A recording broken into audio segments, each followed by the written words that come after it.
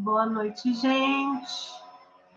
Hoje, na nossa aula de psicologia institucional, nós vamos conhecer um pouquinho do percurso histórico.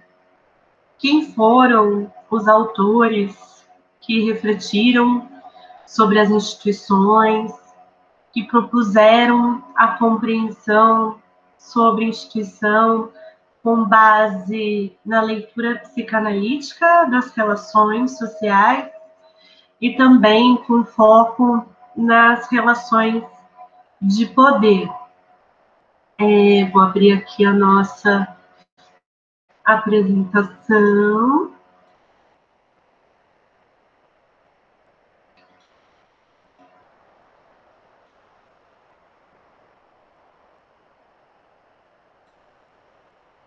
Então, aqui está. Falaremos da psicologia institucional, um percurso histórico, e eu vou me guiar na aula de hoje por este livro, que chama Psicologia Institucional, escrito pela Marlene Guirado. A Marlene Guirado é uma pesquisadora brasileira, ela é professora, livre-docente da Universidade de São Paulo, e ela dedica os estudos dela a essa relação entre subjetividade e poder, como as instituições formam as subjetividades e como as subjetividades participam na formação das instituições. E esse livro, da coleção Temas Básicos de Psicologia, traz para a gente a contribuição de 3 autores, principalmente, que é o José Bleher, o Apassade e o Guillaume. Falarei de cada um deles em um vídeo, mas é interessante a gente pensar as questões que norteiam a compreensão sobre o que é essa área de atuação em psicologia que está ligada às instituições. Então, que questões que levam a gente, que norteiam a gente? Primeiro, o objeto da psicologia, né? A psicologia, ela é uma ciência e uma profissão, como vocês têm aprendido desde o primeiro ano. Mas enquanto ciência, enquanto profissão, como área do conhecimento, como área de atuação, o que a psicologia investiga? No que a psicologia atua? No que ela intervém? Qual que é o nosso objeto? E essa questão, ela vai se tornando mais forte quando a participação de psicólogas e psicólogos vai ficando mais frequente em espaços de saúde, espaços de educação, de assistência social. Como a gente viu desde a primeira aula, tem um imaginário muito forte que liga a psicologia aos consultórios, que liga a psicologia aos atendimentos clínicos. Quando não é essa a nossa atuação, né, da escuta em atendimentos individuais, na relação terapeuta-paciente, qual que é o nosso objeto de conhecimento? Qual que é o nosso objeto de intervenção? Qual é? Porque é muito comum que nós, profissionais da psicologia, trabalhemos em equipes multiprofissionais.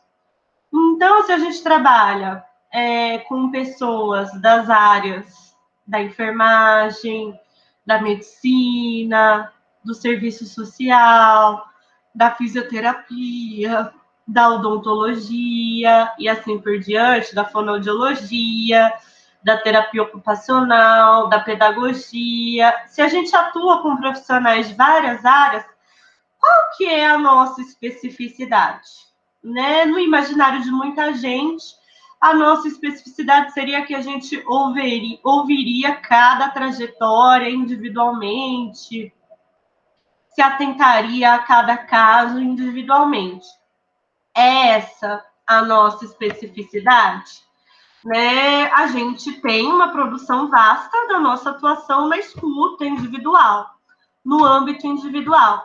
Mas é isso que a gente faz quando a gente está na área, em serviços de saúde, em escolas e outras instituições de ensino, na assistência, é isso que a gente faz? E quando a gente trabalha com um grupo, como é? E quando a gente trabalha em instituições, como é? Qual é o nosso objeto? Se vocês se lembram da nossa matéria lá do primeiro ano de Psicologia, Ciência e Profissão, uma resposta que pode ajudar a gente é que o nosso objeto é a subjetividade. Mas será que para investigar a subjetividade, para compreender, para atuar, para intervir, para cuidar, o âmbito de ação é o individual?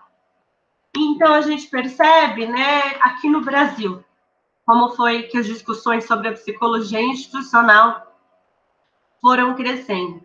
Principalmente na década de 80, com a progressiva abertura política, começou a haver vagas para as pessoas formadas em psicologia, que também era um curso relativamente recente, vagas em serviços públicos, serviços de saúde, serviços de educação, serviços de assistência. Até aí, tinham psicólogos e psicólogas nas instituições. Era um trabalho de psicologia e instituições. Mas o que significa você dizer uma psicologia nas instituições? É diferente de uma psicologia das instituições? É diferente de uma psicologia com as instituições ou para as instituições? Do que é que a gente está falando quando a gente fala de psicologia institucional? Nesse primeiro vídeo, né, a ideia é a gente colocar as questões que nos norteiam. E vamos ouvir os diferentes autores partindo dessa questão. Quais são as possibilidades de compreensão sobre as instituições e as possibilidades de intervenção nas instituições? O que nós precisamos considerar para atuar nas instituições? O que, afinal, é a psicologia institucional? Nós começamos a falar sobre isso na aula passada, e agora a gente vai percorrer elementos históricos para refinar mais essa resposta hoje. O que é a psicologia institucional? Como que a gente busca compreender as instituições e atuar nelas?